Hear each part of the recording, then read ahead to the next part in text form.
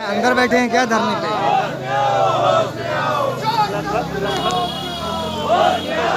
जिम्मेदार अधिकारी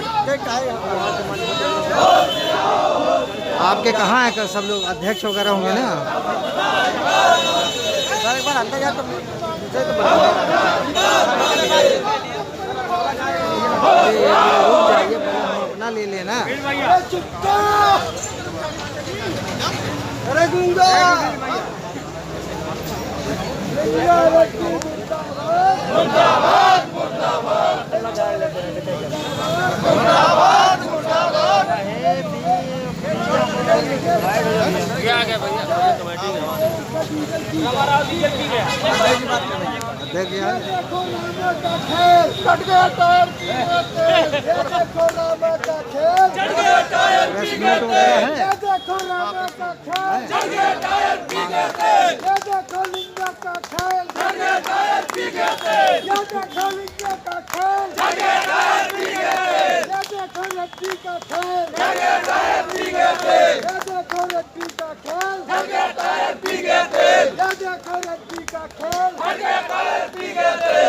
जो प्रदर्शन हो रहा है, काफ़ी लोग यहाँ खड़े हुए हैं और अपनी प्रमुखता से जो मांगे रख रहे हैं वो उनकी मांगों के बारे में ज़रा सा बताएं, क्या बात करना चाह रहे हैं। आइए, नमस्कार भाई साहब, क्या आप लोगों की प्रमुखता से क्या मांगे हैं? हमारी प्रमुखता से ये मांग है 9,000 जो कोविड काल के उपरांत इन्होंने सैलरी बढ़ोतरी की हम लोगों ने मांग की थी। 9,000 एम्बुलेंस कर्मचारियों को अनैतिक कारणों से निकाला है, बिना नोटिस के, बिना संज्ञान लिए।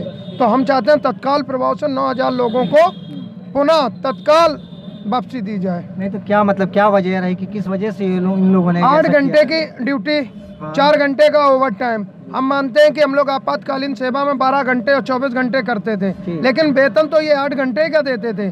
तो जो 4 घंटे का वेतन था उसकी मांग की, और मांग तो मानी नहीं, 9,000 कर्मचारियों को निकाल दिया। नहीं तो मैनेजमेंट से भी कोई बात हुई है कि कोई बातें हैं उसमें? मैनेजमेंट जो यहाँ के TVS रेड्डी हैं और लिंगराज हैं, उनका कहना है कि मुख्यमंत्री जी ने कहा था कि आप लोगों को निकाल दो, मैंने निकाल दिया।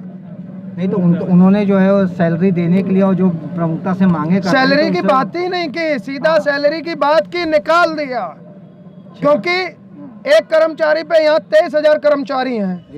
23,000 कर्मचारी में 9,000 जिन्होंने सैलरी की, अब इनको 9,000 8 घंटे का 10,000 देते हैं, देना चाहिए हमारा 21,000 के करीब। कितना बड़ा करोड़ों रुपए बचाना है, क्यों देगा? हटाओ, प्राइवेट है। इसीलिए 9 साल से हम लोग सेवा दे रहे थे। योगी जी कहते हैं सबका साथ किया, सबका विकास किया, तो क्या मतलब कि लोगों को ऐसे भगा देंगे? हाँ, सबका साथ सबका विकास तो है। एक साथ कोविड आया तो साथ लिया, और कोविड के बाद सबको निकाल दिया, यही तो विकास है। नहीं तो आप लोगों का जो हरेसमेंट हो रहा है या जो लोगों बातें हो रही हैं, तो उसके बारे में क्या लोग कह रहे हैं, क्या बता रहे हैं? हमारे कर्मचारियों के अंदर इतना गुस्सा है क्योंकि इन्होंने 9 साल सेवा की है, 2 कोविड काल में की है। तो इनको हर आदमी की इच्छा होती है कि हमारी कुछ ना कुछ वेतन बढ़े, क्योंकि ये महंगाई इतने चरम सीमा पे है। 200 रुपए किलो सरसों का तेल हो गया, 10,000 में किसका गुजर होता है? तो कर्मचारियों का कहना है यदि मुख्यमंत्री जी, नहीं तो मुख्यमंत्री जी संज्ञान नहीं लेते हैं तब क्या करेंगे आप लोग? देखो, मुख्यमंत्री जी कंपनी का कहना, हम लोग नहीं कह रहे हैं। इस कंपनी के हेड कहते हैं आपको मैंने, मुख्यमंत्री जी ने कहा मैंने निकाला। तो हमारी लोगों की तो लेवल है नहीं वहाँ तक पहुँचना। ये यदि मुख्यमंत्री जी ने निकाला है तो 2022 में हम लोग वोट की चोट करेंगे। अच्छा, तो आप उनके खिलाफ जाएंगे? अच्छा, ये बताओ, मैं 9,000 आज इनको रोजगार, इनके घर वाले, हमारे घर वाले क्या कहेंगे? क्या कहेंगे? नौकरी चली गई है, तो वोट कौन देगा? तो मतलब आप लोगों के पीछे काफी बड़ी संख्या है जिससे लोग बाग जो है परेशान हैं। जी बताएं। हम कर्मचारी हैं, हमें किसी दल के न सापे से जाना है, न विरोध में जाना है। चाहे जो दल हो, जो स्वास्थ्य, शिक्षा और रोजगार देने का वादा करेगा, मुहैया कराएगा, उसको पूरा नवयुवक उसका समर्थन देगा और उसका साथ देगा।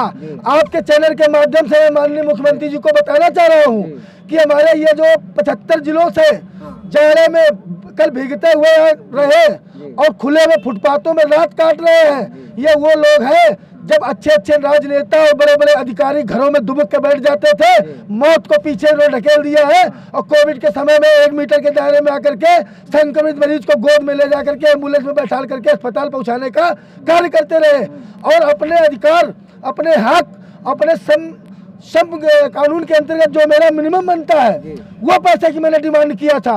उस पैसे की डिमांड को लेकर के बेस्ट कंपनी ने शासन प्रशासन माननीय मुख्यमंत्री जी को गुमराह किया और गलत तथ्य प्रस्तुत किए कि यूनियन के लोग, संगठन के लोग और एमटी पायलट अपने नियमितीकरण की बात कर रहे हैं। अगर हम नियमितीकरण की भी बात करते हैं तो बुराई नहीं, हर आदमी आगे बढ़ने का प्रयास करता है, लेकिन मेरी मांग केवल थी कि हम लोगों ने जो काम किया है, ये जो सेवा प्रदाता कंपनी आती है, आउटसोर्सिंग के अंतर्गत कार्य करने की जो विधा है ये गलत है, चूंकि आज तक इसकी गाइडलाइन में नहीं बनी। आज 8 साल से नौकरी कर रहा हूँ इस कंपनी में, ये 10 साल से कर रहा है, कोई 12 साल से कर रहा, और इसकी कोई गाइडलाइन नहीं। जब मनाया कंपनी को कान पकड़ के निकाल दिया।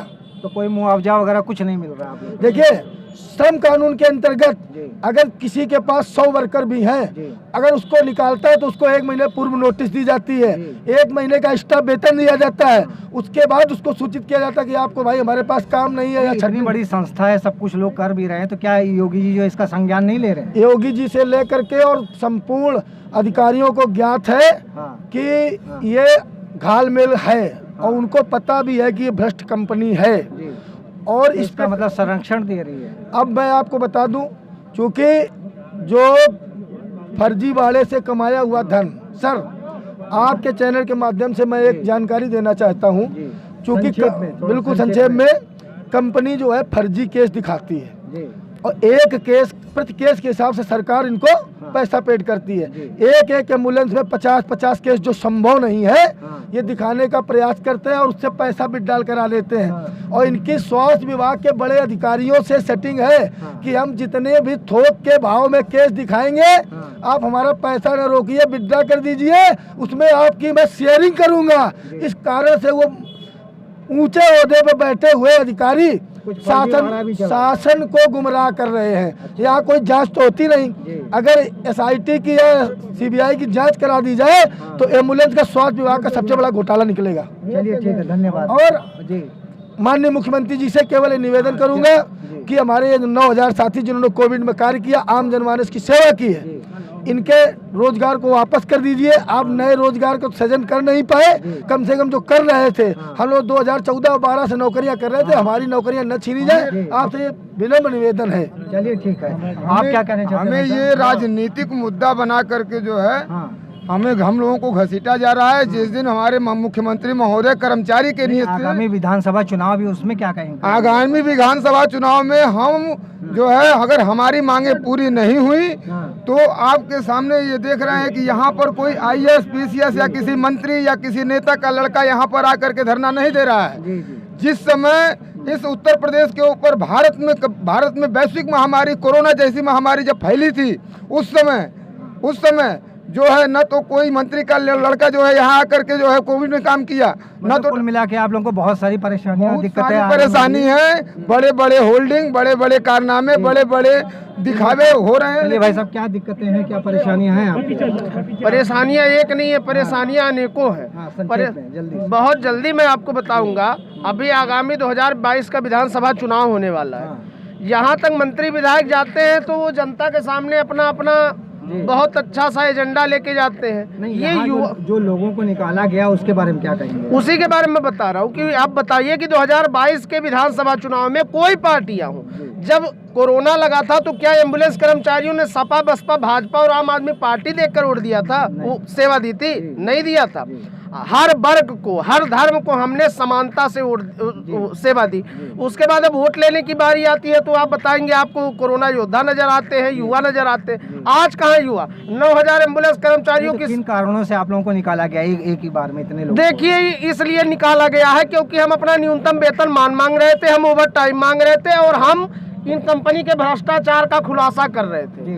आज भी हम कहते हैं 9000 कर्मचारी है। योगी बाबा अगर राम राज्य का परिकल्पना यहाँ करते उत्तर प्रदेश में, बैठाइए सीबीआई जांच करिए, घोटाले की जांच चलवाइए, बुलडोजर, हम जानेंगे राम राज्य है। क्यों नहीं हो पा रहा है? चलिए ठीक है। जयली भाई साहब, क्या कहना? हमारी मांग है माननीय मुख्यमंत्री जी से, योगी आदित्यनाथ जी से, कि ये जो हमारे 9000 कर्मचारियों को निकाला गया है उनको बहाल किया जाए। चलिए ठीक है। कुछ लोग और भी खड़े हैं, यहाँ से भी बात कर लेते हैं, क्या कह रहे हैं? क्या कह रहे हैं भाई साहब, आप क्या, कहाँ से आए?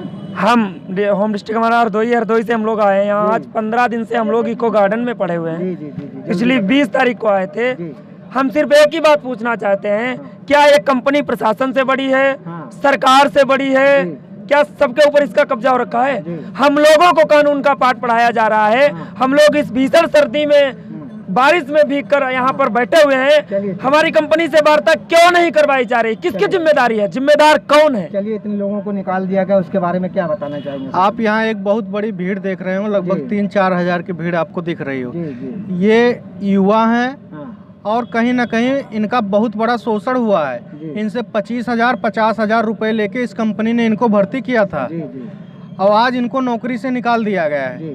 ठीक है, तो ये कहीं ना कहीं बहुत बड़ा आउटसोर्सिंग के नाम पर घोटाला हो रहा है। इस कंपनी के द्वारा यहाँ नौकरियाँ बेची खरीदी जा रही हैं और इसीलिए आज रोजगार के लिए युवा इसके गेट के सामने खड़ा है, जिसको इसने बेरोजगार किया। 25,000 50 रुपए की खुली लूट हो रही है। आप नया कर्मचारी भर्ती करेंगे तो 50,000 रुपया देगा, इसीलिए पुराने कर्मचारियों को निकाला जा रहा है। तो मतलब जो निजीकरण की जो विधा थी वो मतलब एकदम ही फेल नजर आ रही है। बिल्कुल बिल्कुल, हम उसी निजीकरण का शिकार हो रहे हैं। यहाँ देखो, तो क्या अगर सरकारी होता तो व्यक्ति नहीं निकाला जाता? बिल्कुल, यहाँ हम बात करने जाते हैं तो बाउंसर लगा दिया जाता। अभी आप कैमरा और बंदूक पर भी पुलिस आज पहरा हो गया है, आप भी इसके आगे नहीं जा सकते।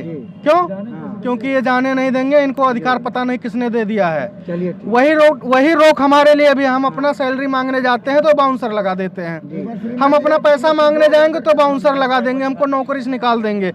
और श्रम विभाग में हम केस करेंगे तो वहाँ ये जाते नहीं है।